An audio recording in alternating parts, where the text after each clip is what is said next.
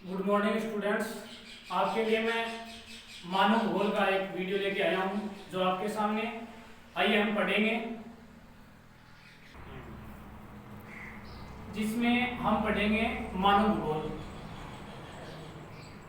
भूगोल। मानव भूगोल जिसमें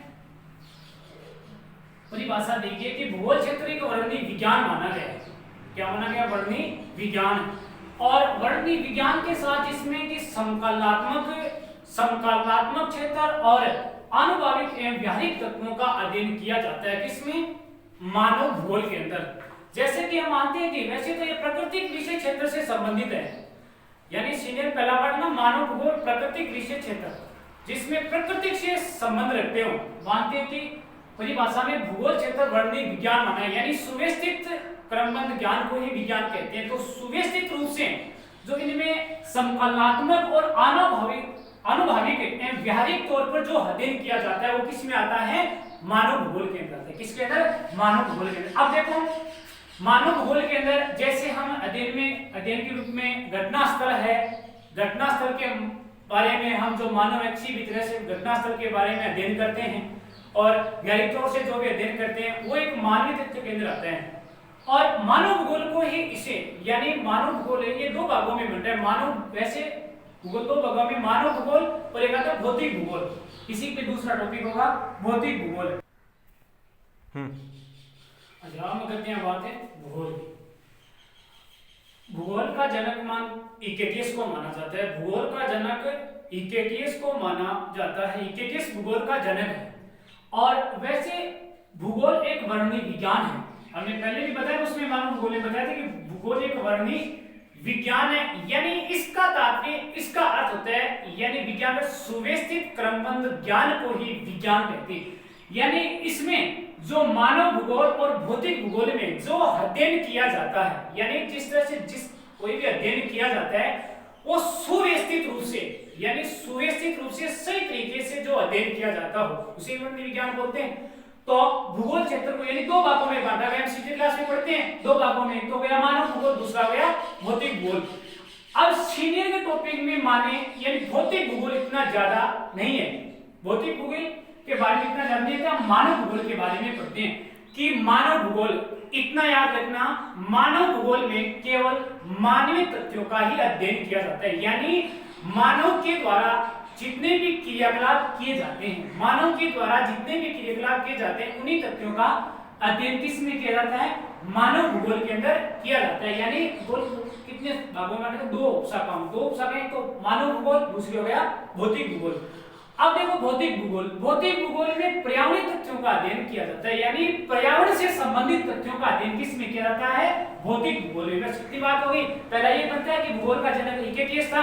भूगोल को वर्णनीय विज्ञान माना जाता है। विज्ञान का तो सुव्यवस्थित क्रमबद्ध ज्ञान को विज्ञान कहते हैं। और इसी में यानी मानव भूगोल का यानी मानवीय तथ्यों का अध्ययन किया जाता है, यानी इसमें किसका? मानवीय तथ्यों का अध्ययन किया जाता है। तो मानव के द्वारा किए गए क्रियाकलाप, जैसे उदाहरण के रूप में इसे हम लेते हैं कि कृषि है, ठीक है, कृषि हो गया, और संचार हो गया, कृषि हो गया, संचार हो गया, पशुपालन हो गया, उद्योग हो गया, ठीक है। अब इसको ध्यान से देखो, कृषि हो गया, पशुपालन हो गया, संचार हो गया, उद्योग हो गया। और ये किसके क्रियाकलाप थे? मानव के क्रियाकलाप थे। किसके थे? मानव के। यानी मानव के जितने भी क्रियाकलाप किए गए उन्हीं का अध्ययन किया जाता है। किसमें? मानवीय तथ्य में। जैसे कृषि है, पशुपालन है, संचार है, उद्योग है। और इन्हीं से ही यानी इसमें मानवीय भूगोल में कौन से आगे? जैसे प्राथमिक है, द्वितीय क्रियाकलाप है, तृतीय क्रियाकलाप है, चतुर्थ क्रियाकलाप, ये सब किस में आते हैं? मानव भूगोल के अंदर ही आते हैं। किसके अंदर आते हैं? मानव भूगोल के अंदर। तो आप इतना याद रखना कि मानव तथ्यों यानी मानव भूगोल में केवल मानवीय तथ्यों का अध्ययन किया जाता है और भौतिक भूगोल में पर्यावरणीय तथ्यों संबंधित अध्ययन किया जाता है। जैसे और इसमें यानी कृषि है, पशुपालन है, संचार है, उद्योग आदि। अब इसमें मानवीय तथ्यों का यानी मानव भूगोल का प्रादुर्भाव है। अब देखो मानव भूगोल का प्रादुर्भाव कब से माना गया है? यानी अब देखो इस मानव भूगोल प्रादुर्भाव यानी विकास, मानव भूगोल का विकास कब से माना गया? विकास यानी 18वीं शताब्दी से। कौन सी? 18वीं शताब्दी से माना गया है। 18वीं शताब्दी से माना गया है। यानी मानो कुछ एक विद्वानों ने अलग अलग अपने दृष्टिकोण दिए थे, यानी मानव भूगोल को विकास करने के लिए, मानव भूगोल का विकास करने के लिए अलग अलग विद्वानों ने अपने अलग अलग दृष्टिकोण दिए, और तभी से इसका मानव भूगोल का प्रादुर्भाव यानी विकास माना गया है। कौन सी शताब्दी से? 18वीं शताब्दी में। कौन सी शताब्दी में? 18वीं शताब्दी में।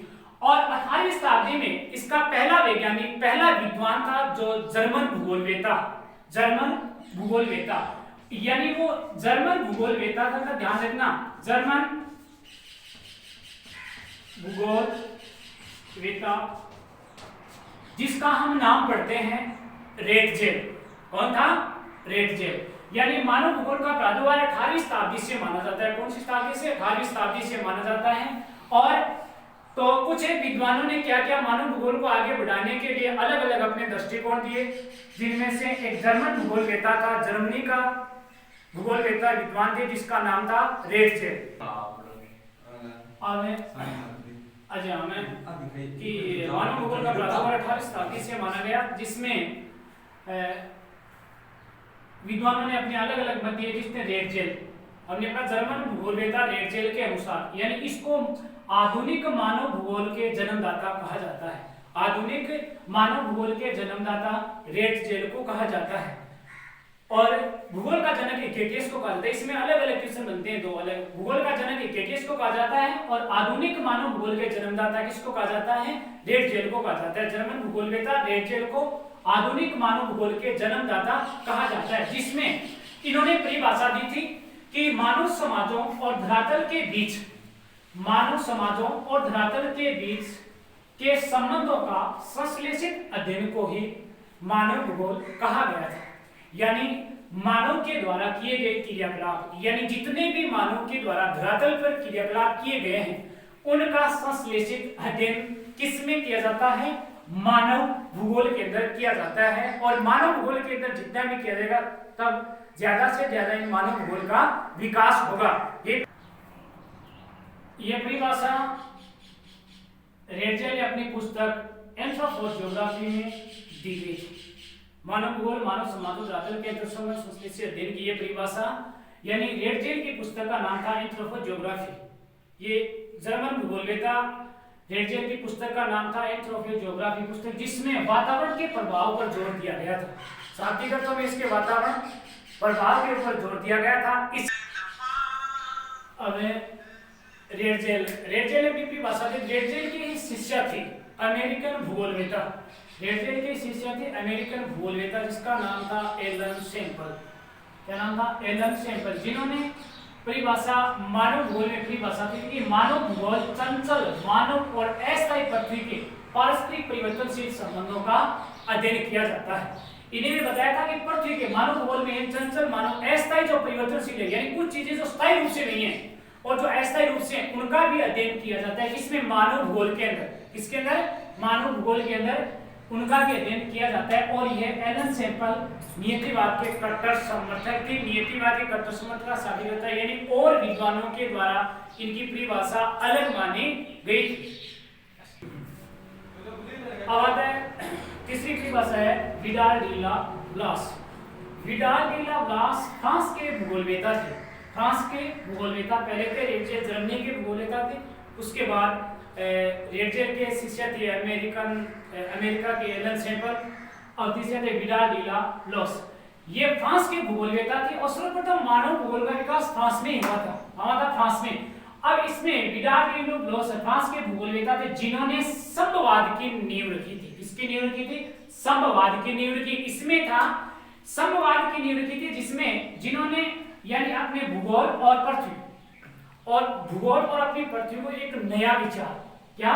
एक भूगोल और पृथ्वी को एक नया विचार, जिसमें पृथ्वी को नियंत्रित करने वाले भौतिक नियमों को, जिसमें पृथ्वी को नियंत्रित करने वाले भौतिक विषयों को, नियमों को तथा पृथ्वी पर निवास करने वाले भौतिक पारस्परिक संबंधों का उन्होंने अध्ययन किया था। यानी एक नया विचार प्रस्तुत करने के लिए विडाल डी ला ब्लास ने अपना एक संभववाद की नींव रखी थी, जिसमें प्रकृति के नियंत्रण क्षेत्र को अपने अध्ययन करने के लिए उन्होंने एक समवाद की नींव रखी थी। वैसे बताया था ना, एलन सैंपल नियतिवाद की कट्टर समर्थक थे। कौन थी? Ellen Semple. यानी उसका अर्थ हुआ कि वो अलग, जो विद्वान जो परिभाषा थी उनकी परिभाषा एक अलग मानी गई थी।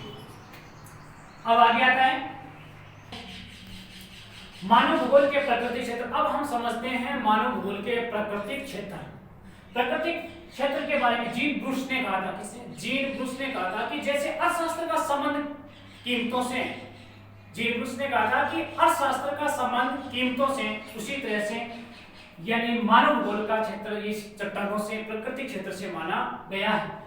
लेकिन इसमें मानव भूगोल के प्राकृतिक क्षेत्र में पृथ्वी पर जो भी आपको दृश्य, यानी पृथ्वी पर जो भी मानव निर्मित दृश्य आपको दिखाई देता है वो किसमें, यानी प्राकृतिक क्षेत्र के अंदर आते हैं, यानी प्राकृतिक क्षेत्र के अंदर अंतर्गत माने जाते हैं। और ये मानवीय क्रियाकलापों का ही विकास कहां, कब, कैसे हुआ, ये सब किसमें हुआ था? प्राकृतिक क्षेत्र में। मानवीय क्रियाकलापों में मैंने आपको बताया कि मानवीय क्रियाकलापों में जैसे कि प्राथमिक हो गया, द्वितीय हो गया, तृतीय क्षेत्र हो गया। प्राथमिक क्षेत्र में जिस तरह कृषि करना, व्यापारी करना, पशुपालन करना, इस पूरी परिभाषा में आपको अलग अलग तरीके से बताया गया, जिसमें ये याद रखना है कि मानव भूगोल में केवल मानवीय तथ्यों का अध्ययन किया जाता है और भौतिक भूगोल में पर्यावरण संबंधी तथ्यों का अध्ययन किया जाता है। यह परिभाषा है कि मानव भूगोल के प्राकृतिक क्षेत्र में कि पृथ्वी पर जो भी दृश्य आपको दिखाई देते हैं वो प्राकृतिक क्षेत्र यानी मानवीय दृश्य के अंतर्गत आते हैं।